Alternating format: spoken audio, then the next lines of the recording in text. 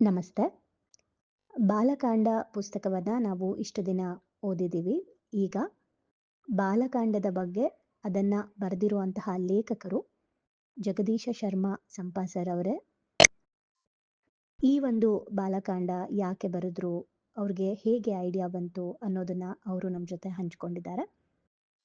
ಅದನ್ನು ನಾವಿವಾಗ ಕೇಳ್ಕೊಂಡು ಬರೋಣ. ಹಾಗೆ ಈ ಬುಕ್ಕಿಂದ ಕೂಡ ನಾವು ಕಲ್ತಿದ್ದೀವಿ, ಏನಾದರೂ ಒಂದು ನಮಗೆ ಒಳ್ಳೆಯದಾಗಿದೆ ಇನ್ನೊಬ್ಬರಿಂದ ಅಂತ ಬಂದಾಗ ಅದಕ್ಕೆ ನಾವು ಎನರ್ಜಿ ಎಕ್ಸ್ಚೇಂಜ್ ಮಾಡಲೇಬೇಕು. ಇಲ್ಲಾಂದರೆ ಬರೀ ನಾವು ತೊಗೊಂಡಂಗಾಗತ್ತೆ, ರಿಟರ್ನ್ ಕೊಟ್ಟಂಗಾಗಲ್ಲ. ಹಾಗಾಗಿ ಕೃತಜ್ಞತೆ ಹೇಳೋಣ ಈ ಬುಕ್ಕನ್ನ ಬರೆದಿರುವಂಥವ್ರಿಗೆ. ಬನ್ನಿ ಅವ್ರು ಏನು ಹೇಳಿದ್ದಾರೆ ಈ ಬುಕ್ ಬಗ್ಗೆ ಅಂತ ನೋಡ್ಕೊಂಬರೋಣ. ರಾಮಾಯಣದಿಂದ ನಿಮ್ಮ ಜೀವನದಲ್ಲಿ ನೀವು ಅಳವಡಿಸಿಕೊಂಡಿರುವಂತಹ ವಿಷಯ ಯಾವುದು ಅಂತ ಹೇಳಬಹುದಾ? ನಮಸ್ಕಾರ.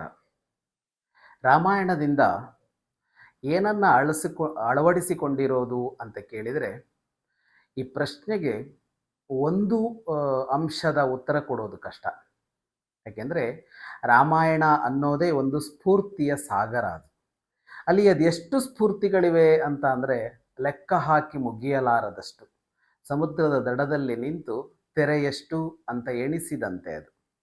ಆದರೆ ಪ್ರಮುಖವಾಗಿ ಅಂತ ತೆಗೆದುಕೊಂಡ್ರೆ, ನಾನು ರಾಮಾಯಣದಿಂದ ಅಳವಡಿಸಿಕೊಂಡ ಅಥವಾ ಅಳವಡಿಸಿಕೊಳ್ತಾ ಇರುವ ಅಥವಾ ಅಳವಡಿಸಿಕೊಳ್ಳಲಿರುವ ಅಂಶ ಯಾವುದು ಅಂದರೆ, ಸಹಜೀವಿಗಳನ್ನು ಸಹಾನುಭೂತಿಯಿಂದ ನೋಡು ಅನ್ನೋದನ್ನು.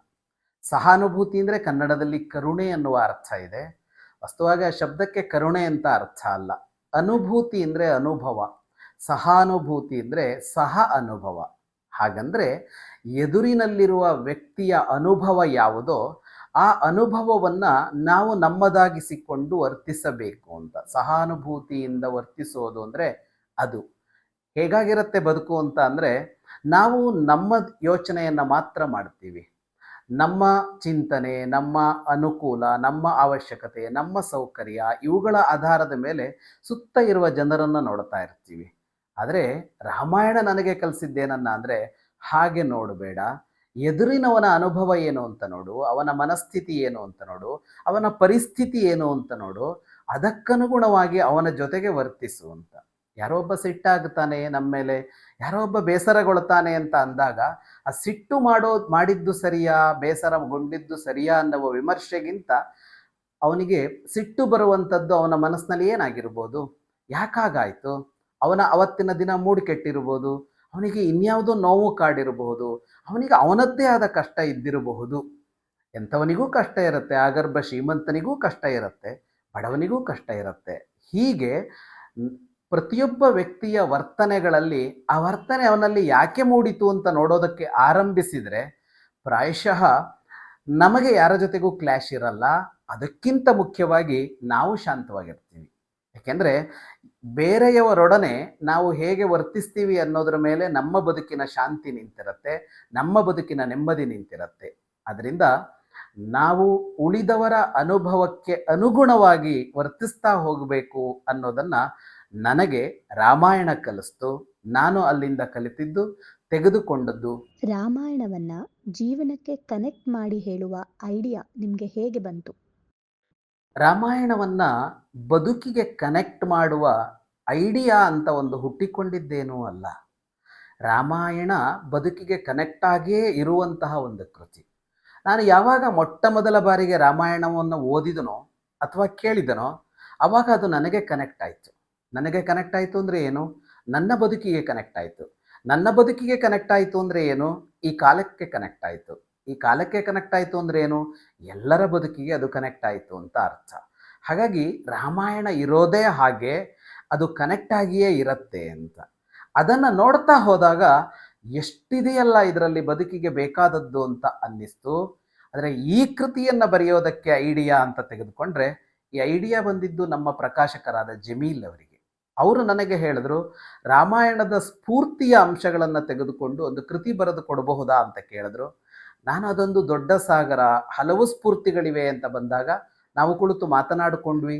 ಒಂದೊಂದು ಕಾಂಡದ ಸ್ಫೂರ್ತಿಗಳನ್ನು ಆರಿಸಿಕೊಂಡು ರಾಮಾಯಣದ 7 ಕಾಂಡಗಳಿಗೆ 7 ಪುಸ್ತಕಗಳನ್ನು ಮಾಡೋಣ ಅಂತ ಮಾತನಾಡಿಕೊಂಡ್ವಿ. ಹಾಗಾಗಿ ಈ ಸ್ಫೂರ್ತಿಯ ಈ ಕೃತಿಗೆ ಐಡಿಯಾ ಹೊಳೆದಿದ್ದು, ಪರಿಕಲ್ಪನೆ ಬಂದಿದ್ದು ಜಮೀಲ್ ಅವರಿಂದ. ಅದನ್ನು ರೂಪುಗೊಳಿಸಿದ್ದು ಮಾತ್ರ ನಾನು.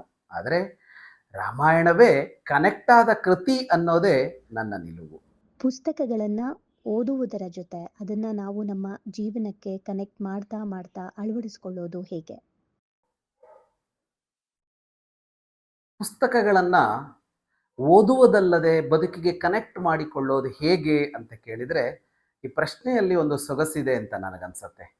ಪುಸ್ತಕ ಓದುವುದು ಮತ್ತು ಕನೆಕ್ಟ್ ಮಾಡೋದು ಅಂತ ಎರಡನ್ನ ವಿಭಾಗಿಸಿ ಕೇಳ್ತಾ ಇದ್ದೀರಿ. ನಿಜ, ಪುಸ್ತಕ ಓದುವುದೆಲ್ಲ ಕನೆಕ್ಟ್ ಮಾಡ್ಕೊಳ್ಳೋದಕ್ಕೆ ಅಂತ ಅಂದುಕೊಂಡು ಓದೋದಿಲ್ಲ. ಮನೋರಂಜನೆಗಾಗಿ ಓದ್ತೀವಿ, ಅಥವಾ ಟೆಕ್ಸ್ಟ್ ಪುಸ್ತಕಗಳನ್ನು ಪರೀಕ್ಷೆ ಪಾಸ್ ಮಾಡೋದಕ್ಕೆ ಅಂತ ಓದ್ತೀವಿ. ಇನ್ಯಾವುದೋ ಧಾರ್ಮಿಕ ಪುಸ್ತಕಗಳು ಅಂತ ಅನ್ನೋವುಗಳನ್ನು ಪುಣ್ಯ ಬರುತ್ತೆ ಅಂತ ಓದ್ತೀವಿ. ಪುಸ್ತಕ ಓದೋದಕ್ಕೆ ಹಲವು ಕಾರಣಗಳಿರುತ್ತೆ. ಆದರೆ ನಿಜವಾಗಿ ಆಗಬೇಕಾದದ್ದೇನು ಅಂದರೆ, ಬದುಕಿಗೆ ಕನೆಕ್ಟ್ ಆಗುವ ಪುಸ್ತಕಗಳನ್ನೇ ಓದಬೇಕು ಮತ್ತು ಓದಿದ ಪುಸ್ತಕವನ್ನು ಬದುಕಿಗೆ ಕನೆಕ್ಟ್ ಮಾಡಿಕೊಳ್ಬೇಕು. ಕನೆಕ್ಟ್ ಮಾಡ್ಕೊಳ್ಳೋದು ಹೇಗೆ ಆಗಿದ್ರೆ? ಕನೆಕ್ಟ್ ಮಾಡ್ಕೊಳ್ಳೋದೇ ಇದ್ದರೆ ಪ್ರಯೋಜನ ಇಲ್ಲ, ಲಾಭ ಇಲ್ಲ. ಏನು ಪ್ರಯೋಜನ? ಮನೋರಂಜನೆಯಿಂದ ಸಿಗಬೇಕಾದದ್ದಲ್ಲ, ಮನೋರಂಜನೆಗೆ ಪುಸ್ತಕ ದಾರಿಯಲ್ಲ. ಪುಸ್ತಕವನ್ನು ಕನೆಕ್ಟ್ ಮಾಡಿಕೊಳ್ಳೇಬೇಕು ಅಂತ ಅಂದಾಗ ಹೇಗೆ ಅಂತ ಅಂದರೆ, ಪುಸ್ತಕದ ಪಾತ್ರ ನಾವಾಗ್ತಾ ಹೋಗಬೇಕು. ಪುಸ್ತಕದ ವಿಷಯ ಅದು ನಮ್ಮ ಬದುಕಿನೊಂದಿಗೆ ನಾವು ಸಮೀಕರಣ ಮಾಡ್ಕೊಳ್ತಾ ಹೋಗಬೇಕು. ಈಗ ಕಥೆಯಂಥ ಪುಸ್ತಕಗಳು, ಕಾದಂಬರಿಯಂಥವು ಅಥವಾ ಪ್ರಾಚೀನ ಮಹಾಕಾವ್ಯಗಳನ್ನು ತೆಗೆದುಕೊಂಡ್ರೆ ಅಲ್ಲಿರುವ ಪಾತ್ರಗಳ ಒಳಗೆ ನಾವಿಳಿದು ನೋಡಬೇಕು. ಅದು ಎಲ್ಲ ಪಾತ್ರಗಳ ಜೊತೆಗೂ, ಅಂದರೆ ಒಳ್ಳೆಯ ಪಾತ್ರಗಳ ಜೊತೆಗೂ ಕೆಟ್ಟ ಪಾತ್ರಗಳ ಜೊತೆಗೂ. ಈಗ ರಾಮಾಯಣ ಓದ್ತಾ ಹೋದರೆ ರಾವಣ ನಾವು ಆಗಬೇಕು ಅಂತ, ರಾವಣ ನಾವು ಆಗಬೇಕು ಅಂದ್ರೆ ಅರ್ಥ ಏನು? ನಾವು ಕೆಡುಕರಾಗಬೇಕು ಅಂತ ಅಲ್ಲ. ರಾವಣ ಮಾಡಿದ ಕೃತ್ಯಗಳನ್ನು ನಮ್ಮ ಬದುಕಿನೊಂದಿಗೆ ತಾಳೆ ಇಟ್ಟು ನೋಡಬೇಕು ಅಂತ. ಇಂಥ ವರ್ತನೆ ನಮ್ಮಲ್ಲಿ ಕಾಣಿಸಿತಾ ಅಂದರೆ ರಾವಣನಷ್ಟು ಶಕ್ತಿ, ರಾವಣನಷ್ಟು ಭಂಡತನ ಇಲ್ಲದೆ ಇರೋದ್ರಿಂದಾಗಿ ನಾವು ರಾವಣ ಮಾಡಿದ ತಪ್ಪುಗಳನ್ನು ಮಾಡದೇ ಇದ್ದಿರಬಹುದು. ಆದರೆ ಅಂಥ ಆಸೆಗಳು ನಮ್ಮ ಮನಸ್ಸಲ್ಲಿ ಹುಟ್ಟುಕೊಂಡೇ ಇಲ್ಲ ಅಂತ ಹೇಳೋದಕ್ಕಾಗತ್ತಾ? ಉದಾಹರಣೆಗೆ, ಅವನು ಸೀತೆಯನ್ನು ಅಪಹರಣ ಮಾಡಿದ, ಲಕ್ಷ ಸ್ತ್ರೀಯರನ್ನು ಅಪಹರಣ ಮಾಡಿದ. ಲಂಕೆ ಅವನ ಅಣ್ಣ ಕುಬೇರನದ್ದಾಗಿತ್ತು, ಅದನ್ನು ಅಪಹರಣ ಮಾಡಿದ. ಅಣ್ಣನ ಪುಷ್ಪಕ ವಿಮಾನವನ್ನು ಕಸಿದುಕೊಂಡ. ನಮ್ಮ ಇಡೀ ಬದುಕಿನಲ್ಲಿ ನಮ್ಮದ್ದಲ್ಲದ ಒಂದು ಸಣ್ಣ ಗುಲುಗುಂಜಿಯಷ್ಟು ಪದಾರ್ಥ ಇರಲಿ, ಅದು ಬೇಕು ಅಂತ ನಮಗೆ ಯಾವತ್ತಾದರೂ ಅನ್ನಿಸಿದ್ದಿತ್ತಾ? ನಾವು ಅದನ್ನು ತಗೊಳ್ಳಿಲ್ವೋ ಅನ್ನೋದು ಎರಡನೆಯ ಅಂಶ. ಆದರೆ ಹಾಗೆ ಅನ್ನಿಸಿತು ಅಂತ ಅಂದರೆ, ರಾವಣನಲ್ಲಿ ಕಸಿದುಕೊಳ್ಳೋದಕ್ಕೆ ಬೇಕಾದ ಮೂಲಭೂತ ದ್ರವ್ಯ ಯಾವುದಿತ್ತೋ ಅದು ನಮ್ಮಲ್ಲೂ ಇದೆ ಅಂತ ಆಯಿತು. ಅದು ಕಾರ್ಯರೂಪಕ್ಕೆ ಬರೋದಕ್ಕೆ ರಾವಣನಿಗೆ ಸಾಮರ್ಥ್ಯ ಇತ್ತು, ನಮಗೆ ಸಾಮರ್ಥ್ಯ ಇಲ್ಲದೆ ಇರೋದರಿಂದ ಸುಮ್ಮನಿದ್ದಿರಬಹುದು. ಸಮಾಜದ ಭೀತಿಗೆ ಸುಮ್ಮನಿದ್ದಿರಬಹುದು, ಶಿಕ್ಷೆಯ ಹೆದರಿಕೆಗೆ ಸುಮ್ಮನಿದ್ದಿರಬಹುದು. ಆದರೆ ರಾವಣನ ಮನಸ್ಸಿನಲ್ಲಿ ಆಡುವ ಯೋಚನೆಗಳೇ ನಮ್ಮ ಮನಸ್ಸಿನಲ್ಲೂ ಆಡ್ತಾ ಇತ್ತು ಅಂತ ಆಯ್ತಲ್ಲ. ಹೀಗೆ ಕನೆಕ್ಟ್ ಮಾಡಿಕೊಂಡಾಗ, ಹೀಗೆ ಅದನ್ನು ಬದುಕಿನೊಂದಿಗೆ ತಾಳೆ ಮಾಡಿಕೊಂಡಾಗ ನಮಗೆ ರಾಮಾಯಣ ಅಂದರೆ ಒಂದು ಪುಸ್ತಕ ಕನೆಕ್ಟ್ ಆಗತ್ತೆ. ರಾಮ ಅಂತ ಅಂದಾಗ ಕನೆಕ್ಟ್ ಮಾಡ್ಕೊಳ್ಳೋದಕ್ಕೆ ಸಾವಿರ ಅಂಶಗಳಿರುತ್ತೆ ಬಿಡಿ. ಹೀಗೆ ಯಾವುದೇ ಪುಸ್ತಕವನ್ನು ಓದ್ತಾ ಹೋದ್ರು, ಒಂದೊಮ್ಮೆ ಮನೋರಂಜನೆಗೆ ಅಂತ ಯಾವುದೋ ಒಂದು ಕಾದಂಬರಿಯನ್ನು, ಜನಪ್ರಿಯ ಮಾದರಿಯ ಕಾದಂಬರಿಯನ್ನು ಓದ್ತಾ ಹೋದರೂ ಕೂಡ ಕನೆಕ್ಟ್ ಮಾಡ್ಕೊಳ್ಳೋದಕ್ಕೆ ಬರುತ್ತೆ. ಅಂದರೆ ಮೌಲ್ಯ ಇರುವ ಕೃತಿಗಳು, ಮೌಲ್ಯ ಇಲ್ಲದ ಕೃತಿಗಳು ಅಂತ ವಿಭಾಗಿಸಿಕೊಳ್ಳಬೇಕಾಗಿಲ್ಲ. ಯಾವ ಕೃತಿಯನ್ನು ಓದ್ತಾ ಇದ್ರೂ ನಾವು ಅದರ ಜೊತೆಗೆ ನಮ್ಮನ್ನು ತೊಡಗಿಸಿಕೊಳ್ತಾ ಹೋಗಬೇಕು. ಇನ್ನು ವೈಚಾರಿಕ ಪುಸ್ತಕಗಳು ಅಂತ ಬಂದಾಗ, ವಿಚಾರ ಪ್ರಮುಖವಾದ ಪುಸ್ತಕಗಳು ಅಂತ ಬಂದಾಗ ಅವುಗಳನ್ನು ನಾವು ನಮ್ಮ ಬುದ್ಧಿಗೆ ಇಳಿಸ್ಕೊಳ್ಬೇಕು, ಹೃದಯಕ್ಕೆ ಇಳಿಸಿಕೊಳ್ತಾ ಹೋಗಬೇಕು. ಓದಿದೆ ಬಿಟ್ಟೆ ಅನ್ನೋ ತರಹ ಅಲ್ಲ, ಈ ಕಿವಿಯಿಂದ ಕೇಳಿ ಈ ಕಿವಿಯಲ್ಲಿ ಬಿಟ್ಟೆ ಅಂತ ಆಗದೆ ಅವುಗಳನ್ನು ಇಳಿಸಿಕೊಳ್ಳಬೇಕು. ಅದರಲ್ಲಿ ಹಲವು ವಿಧಾನಗಳನ್ನು ಅನುಸರಿಸಬೇಕು. ನಮಗೆ ಹೃದಯಕ್ಕೆ ಇಳೀತು ಅಂದರೆ ಸರಿ, ಮುಗಿದೋಯ್ತು. ಆದರೆ ಬುದ್ಧಿಗೆ ಅಂತ ಅಂದಾಗ ಸ್ವಲ್ಪ ಕಷ್ಟ ಇದೆ. ಬುದ್ಧಿ ನೆನಪಿಟ್ಕೊಳ್ಳೋದಿಲ್ಲ. ಹೃದಯಕ್ಕೊಂದು ಭಾವ ತಟ್ಟಿದರೆ ಅದು ಶಾಶ್ವತವಾಗಿದ್ದು ಬಿಡುತ್ತೆ. ಆದರೆ ಬುದ್ಧಿ ಅದನ್ನು ಓದಿದ್ದನ್ನೋ ಕೇಳಿದ್ದನ್ನೋ ನೆನಪಿಟ್ಕೊಳ್ಳೋದಿಲ್ಲ. ಆಗ ಟಿಪ್ಪಣಿ ಮಾಡ್ಕೊಳ್ಬೇಕಾದೀತು, ಪುಸ್ತಕದಲ್ಲೇ ಅದಕ್ಕೆ ಅಂಡರ್ಲೈನ್ ಮಾಡ್ಕೋಬೇಕಾದೀತು. ಹಾಗೆ ಮಾಡಿ ಅಲ್ಲಿ ಅಲ್ಲಿ ಇರುವ ನಮಗೆ ಬೇಕಾದ ಅಂಶಗಳನ್ನು ಪದೇ ಪದೇ ನೆನಪಿಸಿಕೊಳ್ಳುವಂತೆ ಒಂದು ಪುಸ್ತಕದ ಟಿಪ್ಪಣಿಗಳನ್ನು ಮಾಡಿಟ್ಕೊಂಡು ಆಗಾಗ ಅದನ್ನು ನೋಡುವಂಥ ಅಭ್ಯಾಸ ಇಂಥದ್ದನ್ನು ಮಾಡಿಕೊಂಡ್ರೆ ಕನೆಕ್ಟ್ ಆಗ್ತಾ ಇರುತ್ತೆ. ಆದರೆ ಬುದ್ಧಿಯೇ ಶಾರ್ಪ್ ಆಗಿ ಇದ್ದು ನನಗೆ ನೆನಪಿದೆ ಈ ಪುಸ್ತಕದ ಒಟ್ಟು ಸಂದೇಶ ಏನು ಅಂತ ಗೊತ್ತಾಯಿತು, ಅಳವಡಿಸಿಕೊಳ್ತೀನಿ ಅಂತ ನೋಡೋದಾದರೆ ಟಿಪ್ಪಣಿ ಏನೂ ಮಾಡ್ಕೊಳ್ಬೇಕಾಗಿಲ್ಲ ಅಂತ. ಹಾಗಾಗಿ ಕನೆಕ್ಟ್ ಮಾಡ್ಕೊಳ್ಬೇಕಾದದ್ದು ಅವಶ್ಯಕ. ಎರಡೂ ತರಹದ ಪುಸ್ತಕಗಳಿಗೆ ಹೀಗೆ ಕನೆಕ್ಟ್ ಮಾಡ್ಕೊಳ್ಬಹುದು ಅನ್ನೋದು ನನ್ನ ಅನುಭವಜನ್ಯವಾದ ಮಾತು. ಪುಸ್ತಕಗಳಿಂದ ಪರಿವರ್ತನೆ ಬಗ್ಗೆ ನಿಮ್ಮ ಅಭಿಪ್ರಾಯ ಹಾಗೂ ಇದನ್ನು ಓದ್ತಾ ಇರುವಂಥ ಓದುಗರಿಗೆ ನೀವೇನು ಹೇಳಕ್ಕೆ ಬಯಸ್ತೀರಾ? ಪುಸ್ತಕಗಳಿಂದ ಪರಿವರ್ತನೆ ಅನ್ನುವ ಪದಪುಂಜವೇ ಬಹಳ ಸೊಗಸಾಗಿದೆ. ಅದು ಪುಸ್ತಕ ಅನ್ನೋದನ್ನು ಮನುಷ್ಯ ಯಾಕೆ ಸೃಷ್ಟಿ ಮಾಡಿಕೊಂಡನೋ ಆ ಆಶಯವನ್ನು ಹೇಳ್ತಾ ಇದೆ.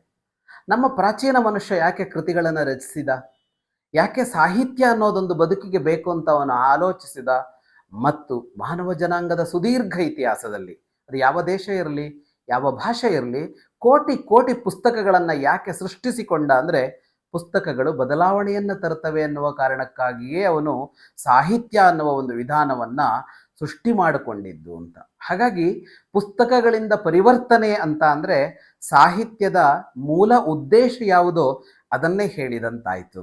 ಅದನ್ನು ಎಮೋಜಿಮ್ ಸಂಸ್ಥೆ ಮಾಡ್ತಾ ಇರೋದಿದೆಯಲ್ಲ, ಅದು ಶ್ಲಾಘನಾರ್ಹವಾದದ್ದು, ಪ್ರಶಂಸಾರ್ಹವಾದದ್ದು, ಬಹಳ ಒಳ್ಳೆಯ ಕಾರ್ಯ. ಇದಾಗಬೇಕಾಗಿದೆ. ಆದರೆ ಏನಾಗುತ್ತೆ ಎಷ್ಟೋ ಸಲ ಅಂತ ಅಂದರೆ ಮನುಷ್ಯ ಸೃಷ್ಟಿಸಿಕೊಂಡಿದ್ದನ್ನೆಲ್ಲ ಮೂಲೋದ್ದೇಶಕ್ಕೆ ತಕ್ಕಂತೆಯೇ ಬಳಸಿಕೊಂಡು ಬಿಡ್ತಾನೆ ಅಂತ ಹೇಳೋದಕ್ಕಾಗೋದೇ ಇಲ್ಲ. ಹೋಗ್ತಾ ಹೋಗ್ತಾ ಹೋಗ್ತಾ ಉದ್ದೇಶ ಮರೆಯಾಗತ್ತೆ, ನೆನಪು ಮರೆಯೋದಕ್ಕೆ ಇರುವ ಅಂಶ. ಆಗ ಅವನು ಅದನ್ನು ಮುಂದೆ ಇನ್ಯಾವುದಕ್ಕೋ ಬಳಸ್ತಾ ಹೋಗಿಬಿಡಬಹುದು. ಎಷ್ಟೋ ಸಲ ಸಾಹಿತ್ಯ ಹೀಗೆ ಬೆಳೀತಾ ಅಥವಾ ಓದುಗ ಹೀಗೆ ಸಾಹಿತ್ಯವನ್ನು ಯಾವುದಕ್ಕೆ ಉಪಯೋಗಿಸ್ಕೊಳ್ಬೇಕು ಅದಕ್ಕೆ ಉಪಯೋಗಿಸ್ಕೊಳ್ಳದೆ ಉಳಿದು ಬಿಟ್ನಾ ಅನ್ನುವಂಥ ಪ್ರಶ್ನೆ ಕಾಡತ್ತೆ ಪ್ರಜ್ಞರನ್ನು. ಹಾಗೆ ಕಾಡಿದಾಗ ಪುಸ್ತಕಗಳನ್ನು ಇಟ್ಟುಕೊಂಡು ಈ ಪುಸ್ತಕದ ಈ ಅಂಶದಿಂದ ಪರಿವರ್ತನೆ ಸಾಧ್ಯ, ಇದರಿಂದ ಬದುಕು ಬದಲಾಗತ್ತೆ, ಬದುಕಿನಲ್ಲಿ ಹೊಸತನ ಬರುತ್ತೆ, ಹೊಸ ಚೈತನ್ಯ ಬರುತ್ತೆ, ಹೊಸ ಉತ್ಸಾಹ ಬರುತ್ತೆ.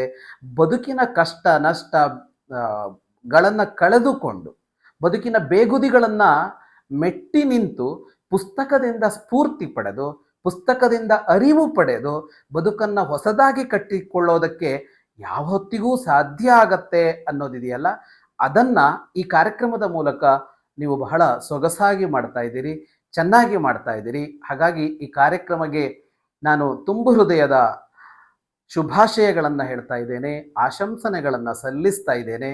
ಈ ಕಾರ್ಯ ನಿರಂತರವಾಗಿ ಮುಂದುವರಿಲಿ, ಮಾಡ್ತಲೇ ಇರಿ. ಇದನ್ನು ನೋಡುವ ಕೋಟಿ ಕೋಟಿ ಜನ ಇದಕ್ಕೆ ಲಭ್ಯವಾಗಲಿ ಮತ್ತು ಕೋಟಿ ಜನರಲ್ಲಿ ನೀವು ಈ ಕಾರ್ಯಕ್ರಮದ ಮೂಲಕ ಬದಲಾವಣೆ ತನ್ನಿ. ನಿಮಗೆ ಅಭಿನಂದನೆ ಮತ್ತು ಒಬ್ಬ ಲೇಖಕನಾಗಿ ನಿಮಗೆ ಧನ್ಯವಾದ.